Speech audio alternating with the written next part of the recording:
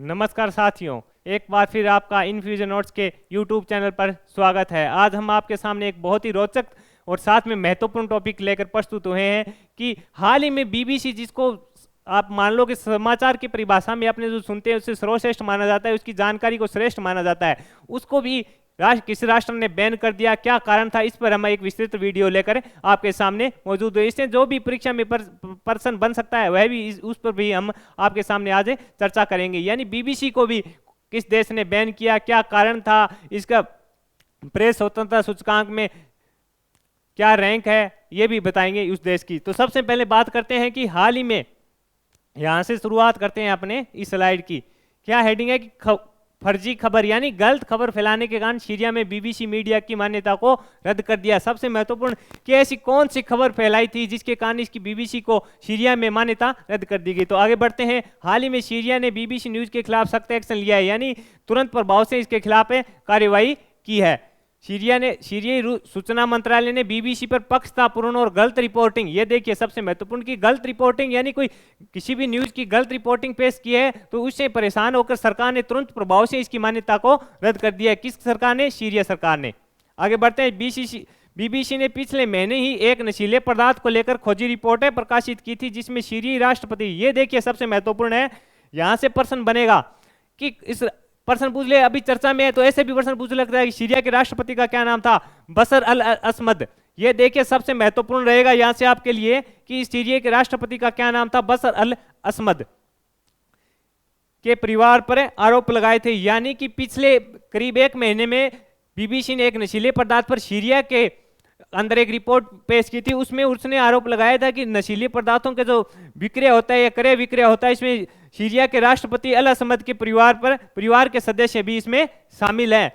अब आपको पूछ लेगा सीरिया के राष्ट्रपति का नाम, तो आपको याद हो जाना चाहिए कि राष्ट्रपति का नाम है बशर अल असमद। यहां से प्रश्न बने तो आपका गलत नहीं होना चाहिए। आगे बढ़ते हैं,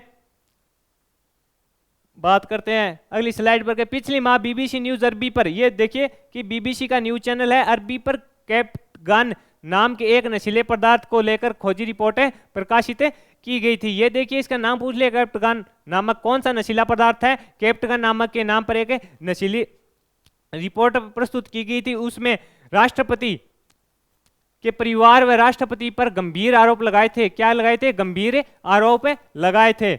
इसमें कैप्टगन ड्रग्स के कारोबार और सीरियाई सैन्य बलों के वरिष्ठ अधिकारियों और असद परिवार के सदस्यों के बीच संबंध मिले थे। ये देखिए कि इस ड्रग्स के जो कारोबार करते हैं उसमें किन किन का संबंध बताया है बीबीसी ने। उसमें सेना के वरिष्ठ अधिकारियों का इसमें संबंध था, और साथ में किसका था? असद, यानी राष्ट्रपति असद हैं, उनके परिवार के सदस्यों का भी संबंध था।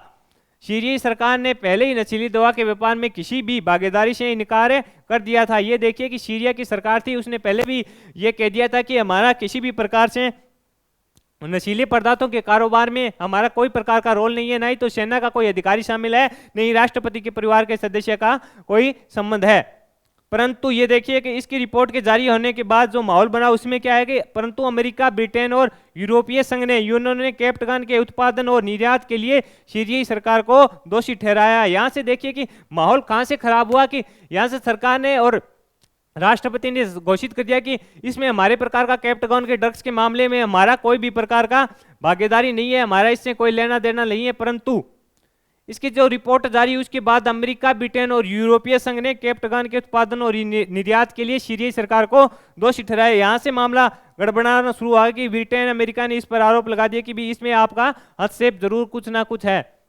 इसके बाद बीबीसी ने इस मामले पर अपना इसको बैन कर दिया। इस पर बीबीसी से जब पूछा गया कि आपकी प्रतिक्रिया क्या है, सीरिया वहां पे इसकी मान्यता को रद्द कर दिया गया। फिर बीबीसी ने पूछा गया कि आप इस पर क्या राय देना चाहते? बीबीसी ने कहा कि मैं निष्पक्ष और बिना किसी के दबाव में सच दुनिया को दिखाता रहूंगा। यानी बीबीसी वालों ने कहा कि हम किसी के दबाव में नहीं आएंगे, जो सच है वही दुनिया को दिखाते रहेंगे।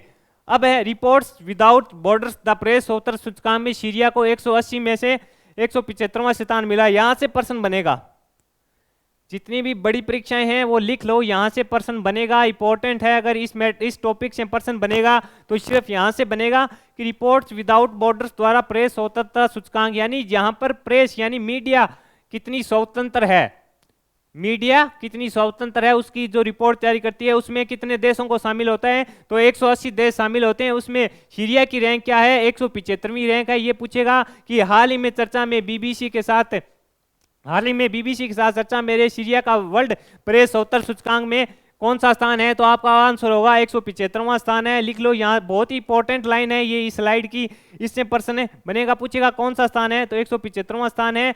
कौन सी में, रिपोर्ट्स विदाउट बर्थ द्वारा प्रवेश उत्तर सूचकांक में विश्व। अब पूछ ले, ये तो हो गया सारा मैटर। मैं आपको दोबारा क्विक रिवीजन बता देता हूं कि क्या कारण रहा कि इसमें एक रिपोर्ट जारी की थी कैप्टगान ड्रग्स के आधार पर नशीले पदार्थ की। इसमें बीबीसी ने आरोप लगाया कि सैन्य के जो सेना के प्रमुख अधिकारी हैं वह राष्ट्रपति अलसद के इसमें सदस्य जुड़े हुए हैं, वही इसका करते हैं व्यापार। लेकिन सीरिया ने कहा कि इस प्रकार का कुछ नहीं है, इन्होंने बीबीसी की मान्यता को खारिज कर दिया। और आपसे प्रश्न पूछ सकता है कि सीरिया को कितना है, तो 180 में से 175 वर्ल्ड प्रेस स्वतंत्र सूचकांक में इसका स्थान है। अब उसे विश्व प्रेस दिवस कब बनाया जाता है, तो आपका आंसर होगा 3 मई को। ये बेसिक जानकारी है, इससे भी प्रश्न पूछ सकता है। आपको पूछे विश्व प्रेस दिवस कब बनाया जाता है, तो 3 मई को बनाया जाता है। इस वर्ष की थीम पूछे कि इस वर्ष की थीम क्या थी, इस वर्ष की थीम थी shaping a future of rights, freedom of expression as a driver for all other human rights. यानी जो भी है कि मतलब इसकी स्वतंत्रता होनी चाहिए मीडिया को, जो अपनी बात स्पष्ट रूप से रख सके। आगे बढ़ते हैं। पत्रकारिता की स्वतंत्रता के लिए कार्य करने वाले अंतर्राष्ट्रीय और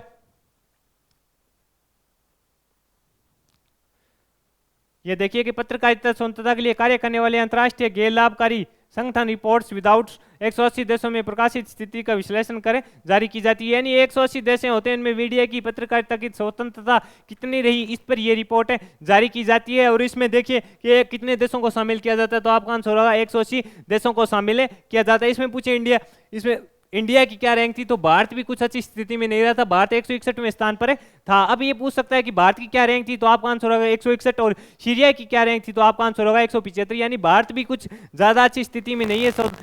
मीडिया की स्वतंत्रता में भारत का 180 में से 161वां स्थान है। वहीं सीरिया का आपको बताना है, सीरिया का होगा 175वां स्थान हो गया। तो भारत भी खराब स्थिति में मीडिया की स्वतंत्रता सूचकांक में। इसमें ये पूछे कि पत्रकारिता स्वतंत्रता कार्य करने वाले अंतर्राष्ट्रीय गैर लाभकारी संगठन रिपोर्ट्स विदाउट बॉर्डर्स द्वारा 180 देशों की रिपोर्ट जारी की जाती है। उसमें ये पूछ लेगा कि कौन से देश की कौन सी रैंक है, इसकी थीम क्या है, इसकी हमने आपको विस्तृत जानकारी दे दी। साथ ही में एक बहुत ही रोचक तथ्य बताया कि सीरिया ने किस कारण बीबीसी की मान्यता वो वहां पर रद्द कर दी। अगर हमारी टीम द्वारा दी गई जानकारी आपको पसंद आई तो इसे लाइक और शेयर जरूर कीजिएगा। किसी भी प्रतियोगी परीक्षा की तैयारी करने के लिए आपको घर बैठे नोट्स की आवश्यकता है तो इन्फ्यूजन नोट्स की साइट पर जाइए, वहां से ऑर्डर कीजिए और आपको तुरंत प्रभाव से इसकी डिलीवरी दी जाती है। हमारे नोट्स किस प्रकार के, इसका रिव्यू आप इंस्टा पर देख सकते हैं। इंस्टाग्राम पर हम डेली सुबह इंडिया और राजस्थान का करंट शेयर करते हैं। उसमें से कितने क्वेश्चन किस प्रतियोगिता परीक्षा में आए, कौन सी तारीख से आए, कौन सा प्रश्न था, इसकी विशिष्ट जानकारी के लिए प्रूफ वीडियो बनाते हैं। हमारे द्वारा दी गई जानकारी आपको अच्छी लग रही है तो इसे लाइक और शेयर जरूर कीजिए। आपको किसी भी प्रकार के टॉपिक पर विस्तृत, करंट के मुद्दे पर किसी भी प्रकार के टॉपिक पर विस्तृत जानकारी चाहिए तो आप इस पर कमेंट देकर हमें सुझाव दे सकते हैं। और हमारे में कुछ अगर कोई आपको ऐसा लगता है इस चीज़ की सुधार की आवश्यकता है तो उसका भी सुझाव आप कमेंट बॉक्स में दे सकते हैं। धन्यवाद।